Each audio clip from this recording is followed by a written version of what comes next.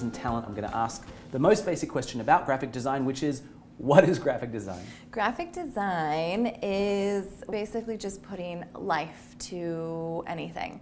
It could be an illustration, it could be collateral, it could be several different types of varieties of things. So let me put it this way. Okay. I'm assuming with graphic design that you have projects that cover print design, web design, app design. Yes. What is the breadth of projects that come through an agency like this? Okay, so we work with, it really is split between print and web. Cool. Yeah, website banners, marketing collateral, environmental design, anything really, packaging. One of the big challenges for people who want to be a graphic designer, especially a graphic design freelancer, is finding enough work, right? So let me ask you this: what kind of graphic design portfolio do you is the best sort of thing to build to get great graphic design projects? The best graphic design portfolio, I would say, typically has something that shows a variety of what they've done. It could be little things, little projects that they may have worked on in school, but then also something that they've worked on with a client. I always tend to go towards the white space. That's just me personally, So because give a lot of white space. keep it simple. I prefer something simple, because if it's too much, there's it's really hard for you to portray your work. You want to be very simple in your approach. Like when you go to an art gallery and it's art on a white wall. Right. Right. You don't want a whole bit of other stuff around to distract you. That makes sense. Yep. All right, cool. So let's say you're interested in graphic design. You want to build a graphic design career.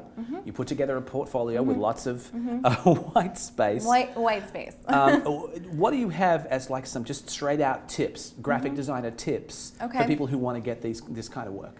If you're looking for work, specifically as a designer, I would say you want to show as much variety in your portfolio as possible, because you may want to, you may work for a corporate client one day, but then also want to work for a smaller client. So you want to show your diversity, because otherwise if you're streamlined into one particular aspect, right? You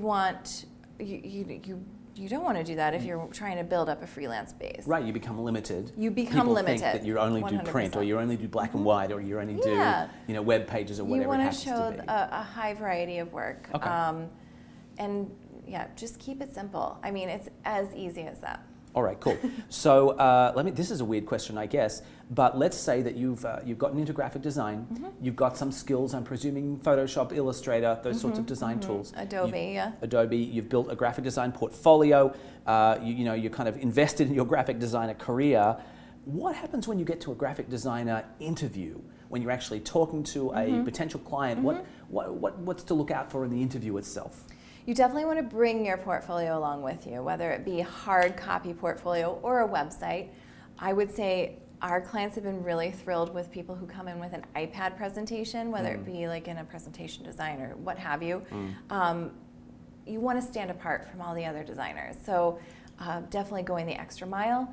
You still need to have a resume. That's one thing that you have to remind the designers of, is it's still important to have a resume so they can see the bullet points and the specific work that you've done, but also being able to prepare and break down each project individually is really important. So definitely having a portfolio to share is important.